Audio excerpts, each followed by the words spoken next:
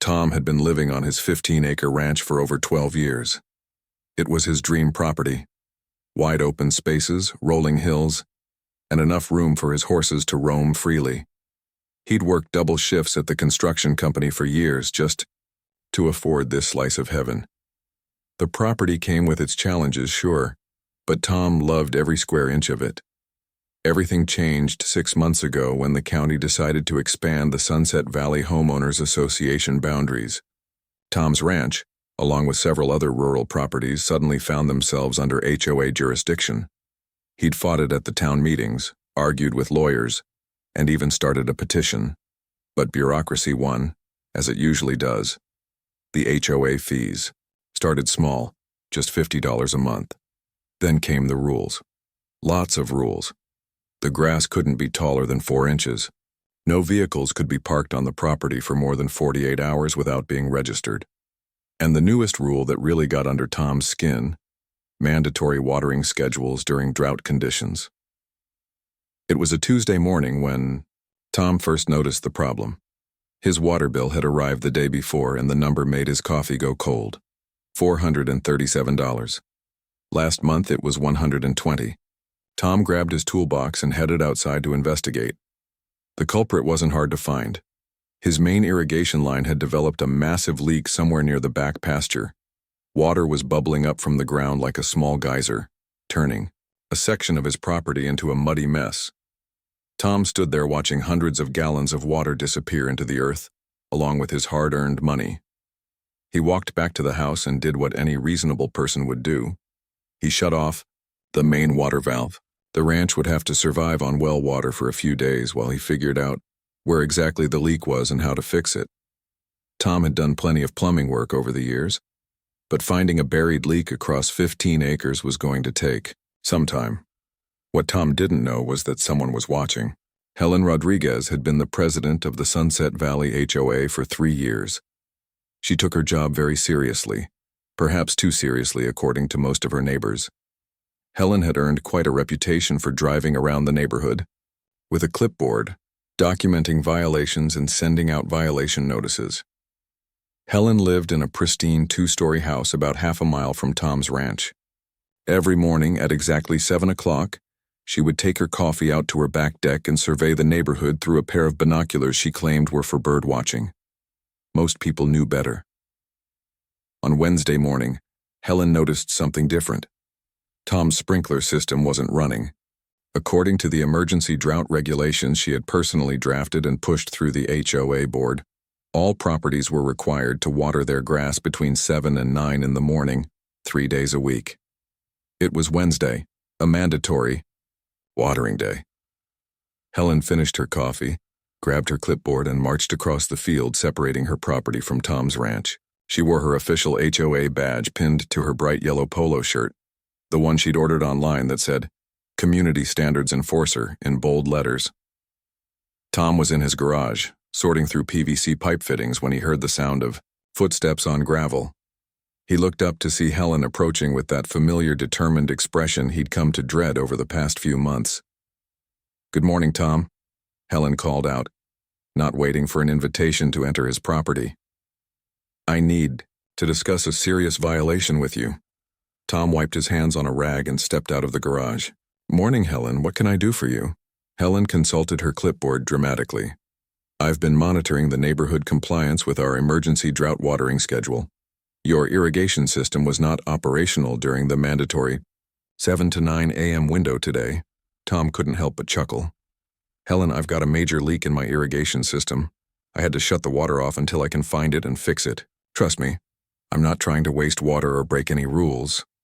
Helen's expression didn't soften. According to HOA bylaw section 12.4, all residents must maintain their landscaping according to community standards, regardless of personal circumstances. Drought conditions make proper watering even more critical. "Look," Tom said, trying to keep his voice calm, "I pay my own water bill. It's my property, and I'm dealing with a leak that's costing me hundreds of dollars. I'll have it fixed in a few days and then everything will be back to normal." Helen made a note on her clipboard. "I'm afraid that's not acceptable. The HOA has received complaints from other residents about properties that aren't being properly maintained. We can't make exceptions even for repairs. Tom felt his patience starting to wear thin. Complaints from who? And what exactly are they complaining about? My grass is fine, my property is clean, and I'm fixing a problem that's actually saving water right now. The specific complaints are confidential, Helen replied, though they both knew she was probably the only one complaining. But I can tell you that brown grass affects everyone's property values. If you can't maintain your irrigation system properly, perhaps you should consider hiring a professional service. The suggestion hit Tom wrong. Helen knew he worked construction and had been doing his own property maintenance for years. She also knew he'd been struggling with the extra HOA fees on top of his regular expenses. Helen, I've been taking care of this property since before there was even an HOA here. I know what I'm doing, and I know my rights as a property owner. I'm not hiring anyone to fix something I can handle myself. Helen's voice took on that condescending tone that had made her famous throughout the neighborhood. Tom, I understand you're upset, but rules are rules. The HOA exists to protect everyone's investment. When one property doesn't meet standards, it affects the entire community. Tom looked around his well-maintained ranch, the freshly painted barn, the neat fence lines, the carefully tended vegetable garden his wife had planted before she passed away 2 years ago. What standards am I not meeting exactly? My property looks better than half the houses in this neighborhood. Well, for starters, your grass height in the front section is approaching the 4-inch limit, Helen said, squinting at the perfectly normal-looking lawn. And I've noticed you have that old truck parked behind your barn for more than the 48-hour limit. Tom followed her gaze to his 1987 pickup truck, the one that hadn't run in 3 years but held too many memories to sell. That truck is behind my barn, on my property, where nobody can even see it unless they're standing in my backyard uninvited. Helen straightened up, sensing the shift in Tom's tone. The HOA covenant allows for property inspections to ensure compliance. I'm just doing my job. Your job, Tom repeated slowly. Helen, you're a volunteer. You live in this neighborhood just like I do. We're supposed to be neighbors, not adversaries. Helen clutched her clipboard tighter. I take my responsibilities seriously. Someone has to maintain standards around here. If everyone just did whatever they wanted, this place would turn into a mess. Tom looked at this woman who had somehow appointed herself as the neighborhood's moral authority. 6 months ago, he barely knew she existed. Now she was standing on his property, criticizing his truck and threatening him with fines over a water leak. Let me make something clear, Tom said, his voice steady but firm. This is my property. I pay the taxes, I pay the mortgage, and I pay the water bill. When my irrigation system is fixed, I'll water my grass. Until then, I'm not wasting money or water running a broken system just to make you happy. Helen scribbled furiously on her clipboard. I'll have to issue a formal violation notice. You have 7 days to correct the watering schedule violation, or the HOA will begin assessing daily fines of $25. As Helen turned to leave, Tom called after her. Helen, we used to wave to each other when we passed on the road. What happened to just being neighbors? Helen paused but didn't turn around. Things change, Tom. Communities need structure, and structure requires enforcement. Tom watched her march back across the field, her yellow shirt bright against the morning sky. He had no idea that this simple disagreement over a water leak would spiral into something much bigger. All he wanted was to fix his irrigation system in peace, but Helen had other plans. As he headed back into the garage to continue sorting through pipe fittings, Tom shook his head. 12 years of peaceful country living, and now he was dealing with violation notices over a water leak on his own property. He'd seen this kind of thing happen in other neighborhoods, but he never thought it would reach his little corner of the world. What Tom didn't know was that Helen was already planning. Her next move, and his quiet ranch life was about to become a lot more complicated. Helen couldn't sleep that night. She kept thinking about her conversation with Tom and how he'd dismissed her authority so casually. In her 3 years as HOA president, nobody had ever been so direct about ignoring the rules. Most people grumbled a bit, paid their fines, and eventually complied. But Tom was different, and that bothered her more than she cared to admit. She sat at her kitchen table with her laptop, a cup of cold coffee, and a stack of HOA documents. Helen had always been thorough, but now she was on a mission. If Tom wanted to challenge the rules, she'd show him exactly what those rules meant. She opened the county property records website and started digging into everything she could find about Tom's ranch. The property had been in Tom's name for 12 years, just like he'd said. But what caught Helen's attention was the legal description. According to the county records, a small portion of Tom's back fence line might actually extend beyond his property boundary. It was hard to tell from the online maps, but it looked suspicious enough to investigate. Helen spent the weekend creating what she called her compliance research file on Tom's property.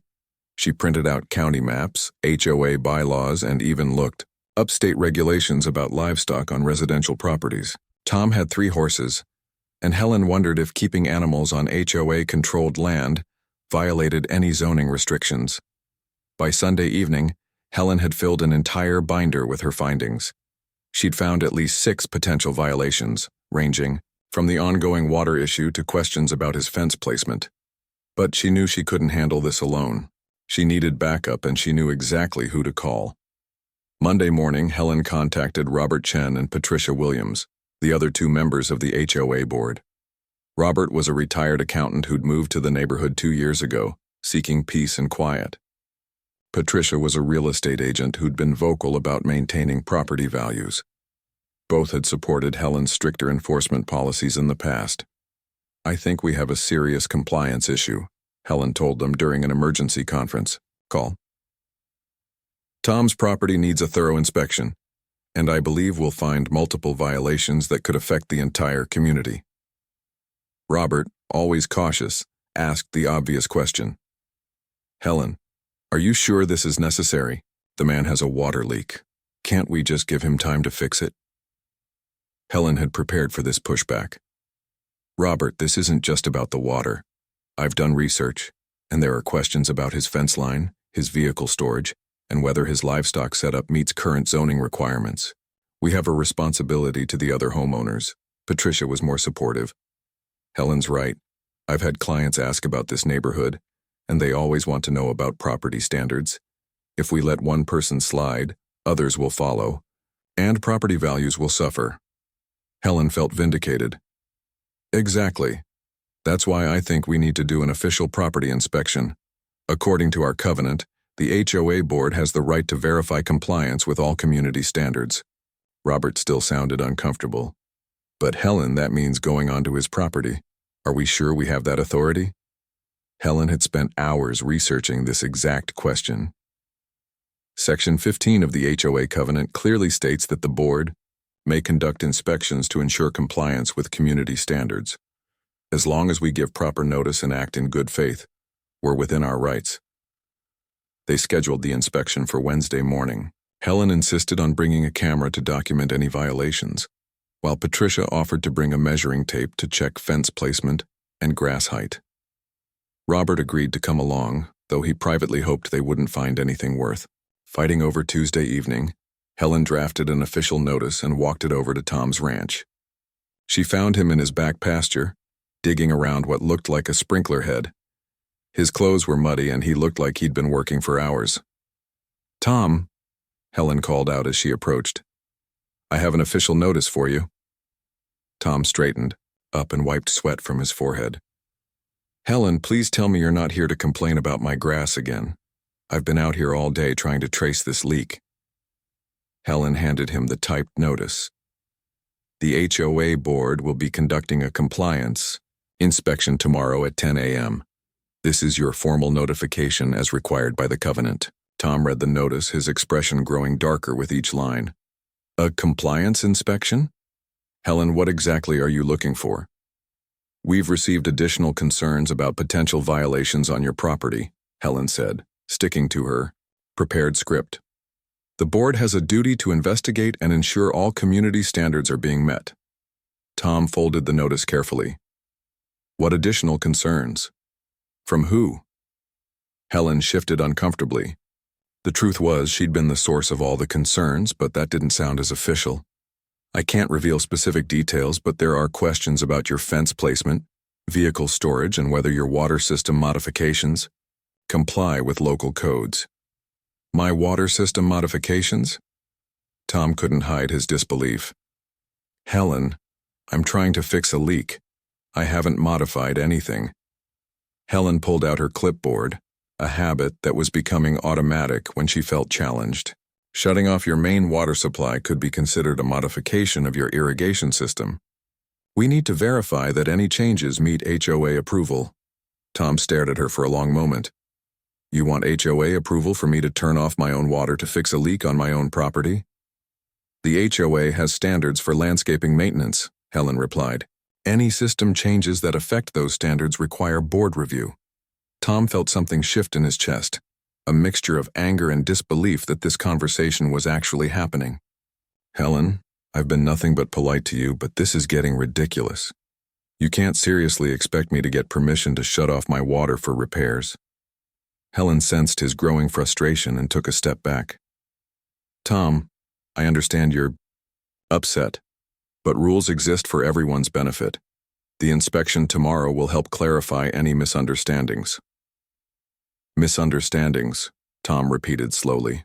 Helen, the only misunderstanding here is your idea of what authority the HOA actually has over my property. As Helen walked away, Tom looked down at the notice again. 3 board members were planning to walk around his property tomorrow, looking for violations. He thought about his late wife Jenny and how she would have handled this situation. She'd always been better with difficult people, finding ways to diffuse tension with humor or kindness. But Jenny was gone, and Tom was dealing with this alone. Wednesday morning arrived with heavy clouds and the smell of rain in the air. Tom was replacing a section of irrigation pipe when he heard voices coming from his front yard. He walked around the house to find Helen, Robert, and Patricia standing near his mailbox, each carrying folders and looking very official. Helen spotted him first. Good morning, Tom. We're here for the scheduled inspection. Tom approached the group, noting how Robert avoided eye contact and Patricia was already taking pictures of his fence. Before you start whatever this is, I want to make something clear. You can look at anything visible from the road or the property line, but you don't have permission to walk around my land freely. Helen consulted her paperwork. The HOA covenant gives us inspection rights, Tom. We're not here to cause trouble, just to document compliance with community standards. Robert finally spoke up, his voice tentative. Tom, we just need to check a few things. It shouldn't take long. Tom looked at this retired accountant who seemed genuinely uncomfortable with the whole situation. Robert, what exactly are you checking? And why does it require 3 people with cameras? Patricia answered before Robert could respond. We need to verify your fence placement, document the current state of your landscaping, and assess whether your property modifications meet community standards. Property modifications, Tom said, the frustration clear in his voice. I'm fixing a water leak. That's maintenance, not modification. Helen stepped forward, asserting her authority. Any change to systems that affect community standards requires documentation. We're simply following proper procedures. Tom watched as Patricia walked along his fence line, occasionally stopping to take photos. Helen was documenting the height of grass in different areas of his front yard. Robert followed behind them, looking increasingly uncomfortable with each passing minute. You know what bothers me most about this? Tom said, loud enough for all 3 to hear. 6 months ago, we were all just neighbors. Helen, you used to wave when you drove by. Patricia, you helped me find Jenny's lost cat when he wandered off. And Robert, I gave you advice on winterizing your sprinkler system. The group paused their documentation. Robert looked genuinely pained by Tom's words, while Patricia focused intently on her camera. Helen, however, remained resolute. Tom, personal. Relationships can't interfere with community standards, Helen said. Property values and neighborhood quality affect everyone. Tom shook his head. Property values. Helen, do you really think my ranch is hurting anyone's property values? Look around. I've got 15 acres of well-maintained land, healthy animals, and I take care of everything myself. As the inspection continued, Tom realized this was about more than HOA rules or water leaks. This was about control, authority, and Helen's need to justify her position as the neighborhood enforcer. Thursday morning brought no relief for Tom. He'd been working on the irrigation repair for 3 days straight, and the leak was proving more complicated than he'd expected. The break wasn't just in one place. The old pipe had deteriorated in several spots along a 30-foot section. He'd need to replace the entire run, which meant digging a trench and laying new pipe. Tom had taken 2 days off work to handle the repairs, something he couldn't really afford, but the water bill was bleeding him dry. Every hour the leak continued was money disappearing into the ground. He'd been up since sunrise, digging carefully to avoid damaging the other utility lines that ran through the same area. Meanwhile, Helen was growing more agitated by the hour. She'd driven by Tom's ranch 4 times since Tuesday, each time noting that his sprinklers remained off. In her mind, this wasn't just about following rules anymore, it was about respect for the community and her authority as HOA president. Helen had called the water department Wednesday afternoon, claiming there might be illegal water usage in her neighborhood. The customer service representative had been polite but unhelpful, explaining that they couldn't discuss individual accounts or investigate usage without evidence of actual wrongdoing. This only frustrated Helen more. She spent Thursday morning researching water regulations online, becoming convinced that Tom's extended water shutdown might violate some utility ordinance.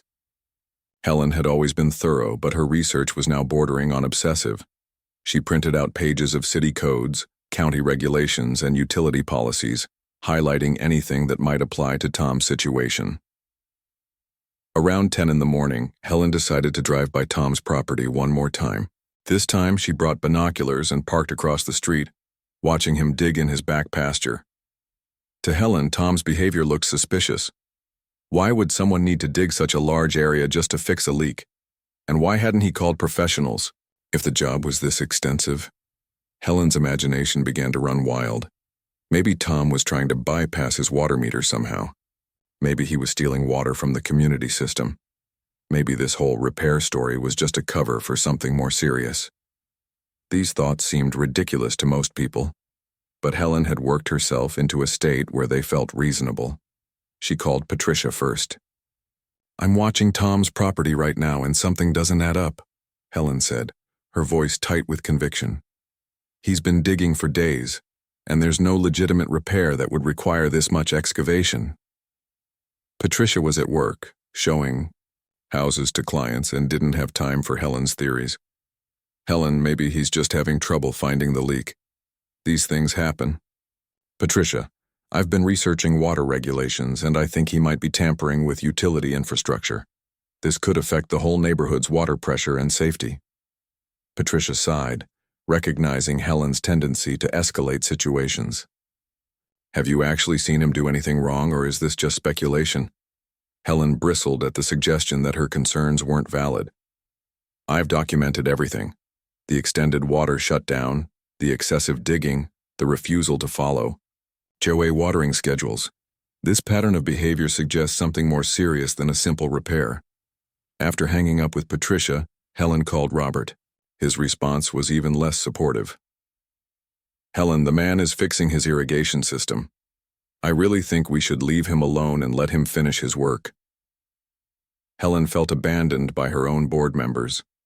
Here she was, trying to protect the community, and they were treating her concerns like paranoid fantasies. She sat in her car, watching Tom work through her binoculars, becoming more convinced that immediate action was necessary. Tom, completely unaware of Helen's surveillance, was focused on solving his pipe problem. He'd finally located all the damaged sections and was carefully measuring the replacement pipes he'd need. The work was physically demanding, and he was covered in mud from head to toe, but he could see the light at the end of the tunnel. Around noon, Tom's neighbor Dave stopped by to check on his progress. Dave lived on a smaller property adjacent to Tom's ranch and had always been friendly. He'd watched the whole HOA drama unfold with growing concern. "How's it going, Tom?" Dave asked, looking at the excavation work. "That's quite a project you've got there." Tom wiped sweat from his forehead with his sleeve. "It's been a nightmare, Dave. What I thought was one small leak turned into replacing 30 feet of main line, but I should have it wrapped up by tomorrow afternoon. Dave nodded sympathetically. I heard Helen's been giving you trouble about the water being shut off.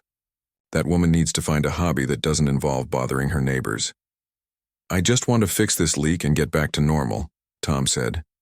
I never thought replacing some pipe would turn into a federal case.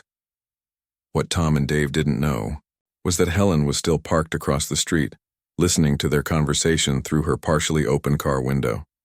In her increasingly paranoid state, their casual discussion sounded like two people coordinating a cover story. When Dave mentioned Helen's name, she became convinced they were talking about her specifically. Helen's breaking point came around 2 in the afternoon. She'd been watching Tom dig for hours, and her suspicions had grown into certainty that something illegal was happening. In her mind, Tom's extensive excavation, his refusal to follow HOA rules, and his casual dismissal of her authority all pointed to serious wrongdoing. She pulled out her cell phone and dialed 911. 911, what's your emergency? The dispatcher asked. Helen took a deep breath, trying to sound official and concerned. I need to report suspected utility tampering in my neighborhood. I believe someone may be illegally accessing the community water supply. The dispatcher's tone became more focused. Can you describe what you're observing? My neighbor has been conducting unauthorized excavation near utility lines for several days, Helen said, her voice gaining confidence. He shut off his water service but continues extensive digging around what appears to be water infrastructure. I'm concerned he may be bypassing his meter or stealing water from the community system. The dispatcher asked for the address and Helen's contact information. Are you currently observing any immediate danger or ongoing illegal activity? Helen looked through her binoculars at Tom, who was now laying new pipe in his trench. Yes, he's actively working on utility infrastructure without proper permits or professional supervision. This could compromise water safety for the entire neighborhood. We'll send an officer to investigate, the dispatcher said. Please remain available by phone in case we need additional information. Helen felt a surge of satisfaction. Finally, someone was taking her concerns seriously. She stayed in her car, continuing to watch Tom work, confident that the authorities would validate her suspicions and put an end to his rule-breaking behavior. 20 minutes later, a county sheriff's patrol car pulled into Tom's driveway. Deputy Mike Rodriguez stepped out, looking around the property with professional curiosity. He'd responded to HOA disputes before and knew they were usually more complicated than they initially appeared. Tom heard the car door slam and looked up from his work, surprised to see a police officer walking toward him. He stood up, brushing dirt from his hands, wondering what could possibly bring law enforcement to his property. Afternoon, Deputy Rodriguez said, approaching Tom with a neutral but friendly demeanor. I'm Deputy Rodriguez. We received a call about possible utility tampering at this address. Are you the property owner? Tom's confusion was genuine and obvious. Yes, I'm Tom. I own this place. Utility tampering? I'm just fixing a leak in my irrigation system. Deputy Rodriguez looked at the excavation work, the pipe materials, and Tom's muddy appearance. Everything looked like exactly what Tom claimed, a property owner doing his own plumbing repairs. Can you tell me about the work you're doing here, Tom? Walked the deputy through the whole situation. The massive water bill, finding the leak, shutting off the water to prevent further waste, and discovering that the damage was more extensive than originally thought. He showed the deputy his receipts for pipe and fittings, his recent water bills, and the damaged sections of irrigation line he'd removed. Deputy Rodriguez was quickly becoming convinced that this was a waste of his time, but he had to complete his investigation. Has anyone complained about your repair work?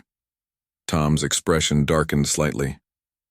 The HOA president, Helen, has been giving me grief about shutting off my water. She thinks I should keep watering my grass even though I'm losing hundreds of gallons an hour to this leak. As if summoned by the mention of her name, Helen appeared at the edge of Tom's driveway. She'd finally worked up the courage to leave her car and approach the scene, carrying her ever-present clipboard and wearing her HOA badge. Officer, thank you for responding so quickly, Helen announced, walking toward them with authority. I'm Helen Rodriguez, president of the Sunset Valley. Choi. I'm the one who called about the suspicious activity. Deputy Rodriguez looked between Helen and Tom, already sensing the dynamics at play. Ma'am, can you explain specifically what illegal activity you believe you witnessed? Helen launched into her prepared speech about utility tampering, unauthorized excavation, and threats to community water safety. As she spoke, Deputy Rodriguez's expression grew increasingly skeptical. Deputy Rodriguez had seen enough neighborhood disputes to recognize one immediately.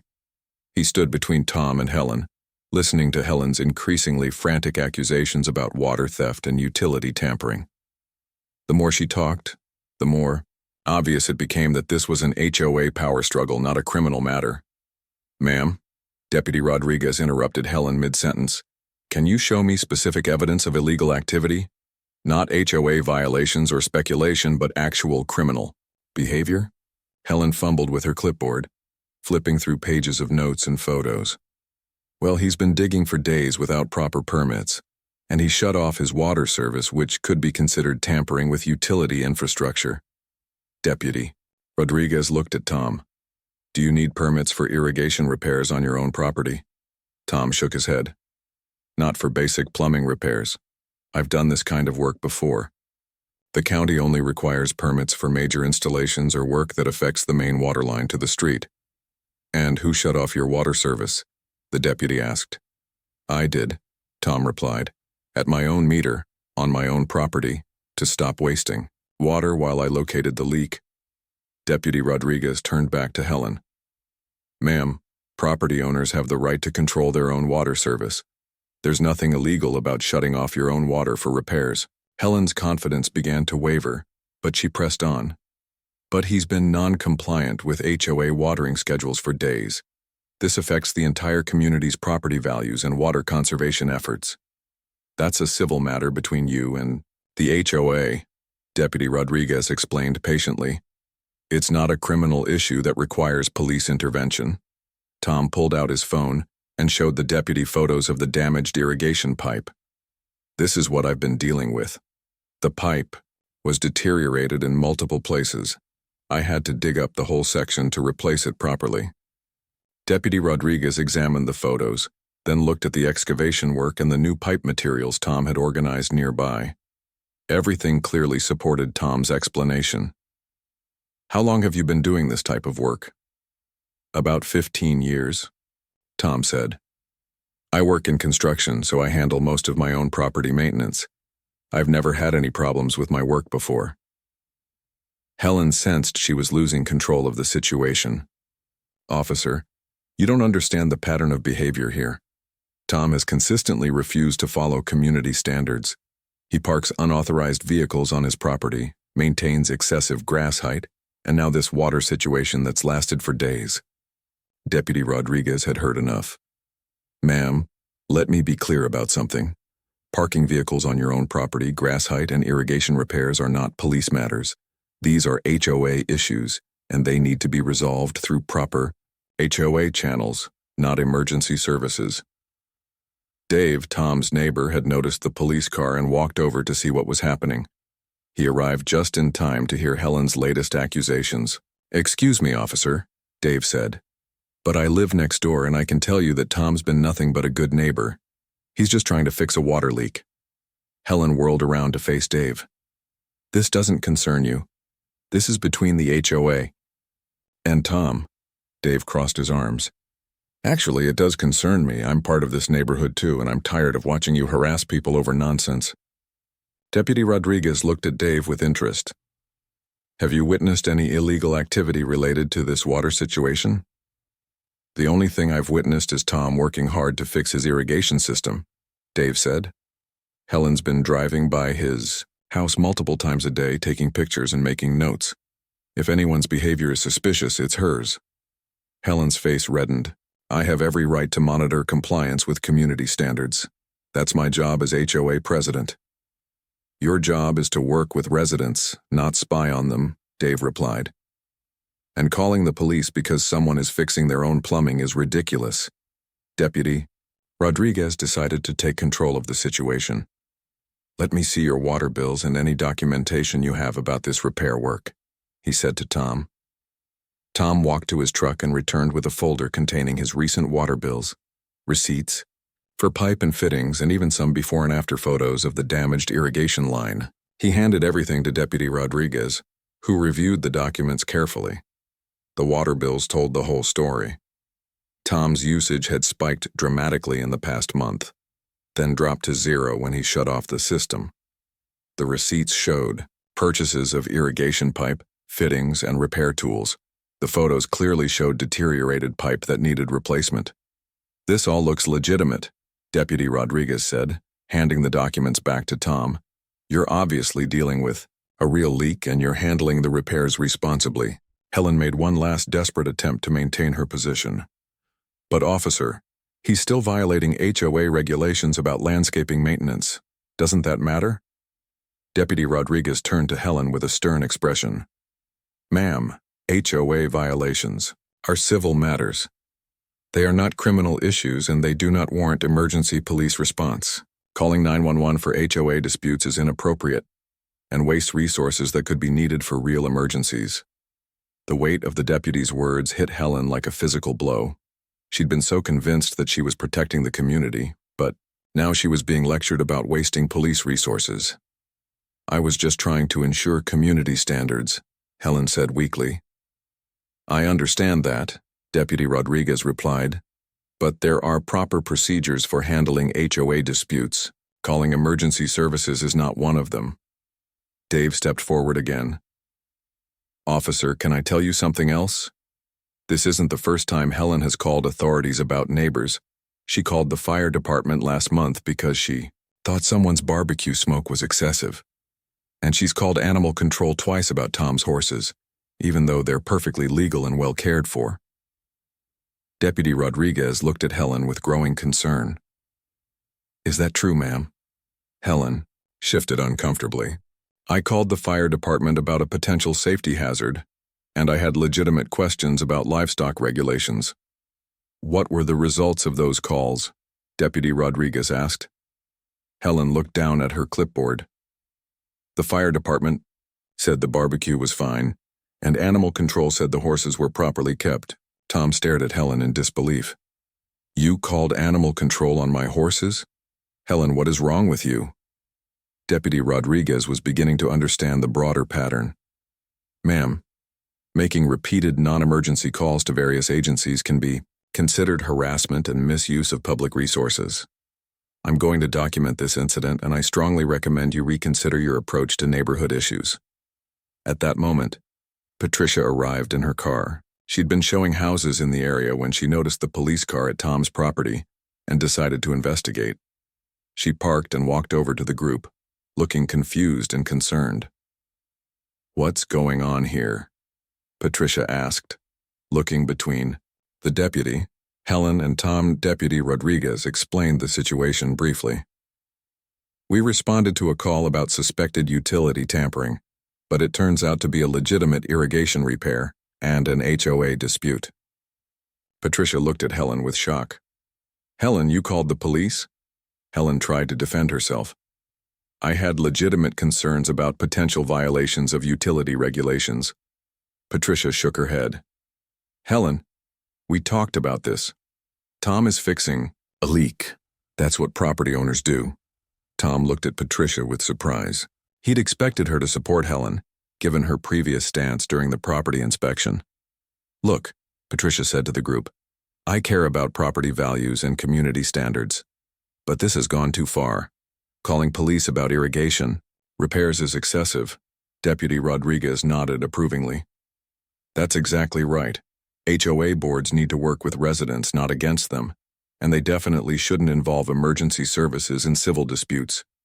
Helen realized she was now facing criticism from everyone present, the deputy, Tom, Dave, and even Patricia. Her confidence crumbled completely. "I was just trying to do my job," she said quietly. "Your job is to serve the community, Deputy," Rodriguez said firmly, "not to harass residents who are maintaining their properties. Mr. Tom here is obviously handling his repairs responsibly. He has documentation He's doing the work properly, and he's trying to solve a legitimate problem. Tom felt a wave of relief wash over him. Finally, someone in authority was acknowledging that his actions were reasonable and appropriate.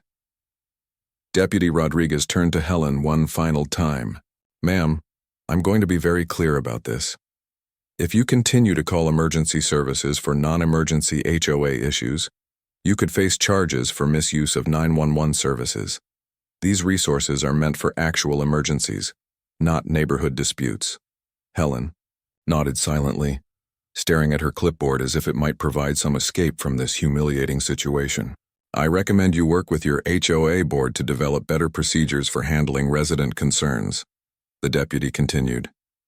"And I suggest you focus on cooperation rather than enforcement." As Deputy Rodriguez prepared to leave, he pulled Tom aside. "You're handling this situation well," he said quietly. "Continue documenting everything, keep your receipts, and don't let this discourage you from maintaining your property properly." Tom thanked the deputy, feeling vindicated, but also exhausted by the whole ordeal. After Deputy Rodriguez left, an uncomfortable silence settled over Tom's driveway. Helen stood there clutching her clipboard, looking smaller somehow than she had just an hour earlier. Patricia seemed torn between supporting her fellow board member and acknowledging the obvious. Helen had gone too far this time. Tom broke the silence first. "Helen, I think we need to have an honest conversation about what just happened here." Helen looked up from her clipboard, her eyes defensive, but no longer holding the fierce certainty that had driven her for the past week. "I was trying to protect the community's interests." "By calling the police on a man fixing his water leak?" Tom asked, his voice tired rather than angry. "Helen, do you realize how serious those accusations were? Utility tampering, theft, endangering the water supply. Those are criminal charges that could have ruined my reputation and my business." Patricia stepped forward, clearly uncomfortable with the direction things had taken. "Helen, I supported stricter enforcement of HOA rules, but this wasn't about rules anymore.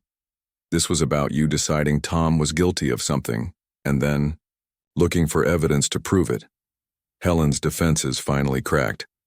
"Everyone thinks I'm just some busybody who enjoys bothering people, but I moved to this neighborhood because I wanted to live somewhere nice, somewhere with standards. When people start ignoring the rules, everything falls apart." Tom studied Helen's face and saw something he hadn't noticed before. Fear. "Helen, what are you really afraid of?" The question caught Helen off guard. She'd spent so much energy on enforcement and authority that she'd never examined her underlying motivations. "I lived in a neighborhood before this one that went downhill fast. People stopped caring about their properties, stopped following basic community standards. Property values crashed, and I lost money I couldn't afford to lose." Tom felt a flicker of understanding. "So when you see someone not following rules, even for a good reason, it triggers that fear." "Maybe," Helen admitted quietly. "But that doesn't excuse what I did today. I know that." Patricia looked between them, seeing an opportunity for resolution. "Helen, the board needs to meet and discuss new procedures for handling resident concerns. What happened today can't happen again." Over the next few days, word of the police incident spread through the neighborhood faster than Helen could have imagined. Dave had mentioned it to a few neighbors, and Patricia had shared her concerns with Robert. By the weekend, most residents knew that Helen had called 911 on Tom for fixing his irrigation system. The reaction was swift and decisive. Tom's phone started ringing with calls from neighbors offering support. People who had stayed silent during previous HOA disputes suddenly found their voices. Mrs. Chen from Maple Street called to share her own story about Helen's aggressive enforcement tactics.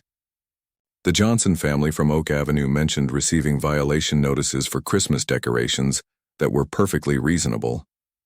Robert, the reluctant board member who had participated in the property inspection, called Tom personally to apologize. "I should have spoken up more strongly during that inspection," Robert said. "I knew it was wrong, but I didn't want to cause conflict within the board." "Robert, you seemed uncomfortable the whole time," Tom replied. "Why didn't you say something?" Robert sighed. I'm not good with confrontation, and Helen can be very persuasive when she believes she's right. But calling the police crossed a line I can't ignore. That conversation gave Robert the courage to take action. He contacted Patricia and requested an emergency HOA board meeting to discuss Helen's conduct and the need for new policies regarding resident disputes. The meeting was scheduled for the following Tuesday evening at the community center. Word spread quickly, and by the time Tuesday arrived, nearly 30 residents had decided to attend, far more than the usual 5 or 6 who showed up for regular meetings. Tom initially planned to skip the meeting. He'd finished his irrigation repairs, his water usage had returned to normal, and he just wanted to move on with his life. But Dave convinced him to attend. "Tom, this isn't just about you anymore," Dave explained. "Helen's been bothering people for months, and your situation was just the breaking point. People need to see that you're not some troublemaker who caused problems. You're a reasonable neighbor who got targeted unfairly." The community center was packed when Tom arrived. He recognized most of the faces, neighbors he'd waved to for years but rarely spoke with extensively. The atmosphere was tense but determined. Helen sat at the board table looking isolated and defensive. Patricia sat beside her, but the distance between them was obvious. Robert looked nervous but resolved. Robert called the meeting to order and immediately addressed the reason for the emergency session. "We're here to discuss recent events involving board member conduct and to establish new policies for handling resident disputes." One by one, neighbors stood up to share their experiences with Helen's enforcement tactics. Mrs. Chen described receiving violation notices for having her garbage cans visible from the street 15 minutes before the pickup window opened. The Estai Johnsons talked about being cited for holiday decorations that were well within reasonable community standards. Frank Morrison, a veteran who lived on the edge of the HOA area, stood up and addressed Helen directly. "Ma'am, I fought overseas to protect people's rights and freedoms. When you call the police on a man for fixing his own plumbing, you're not protecting the community.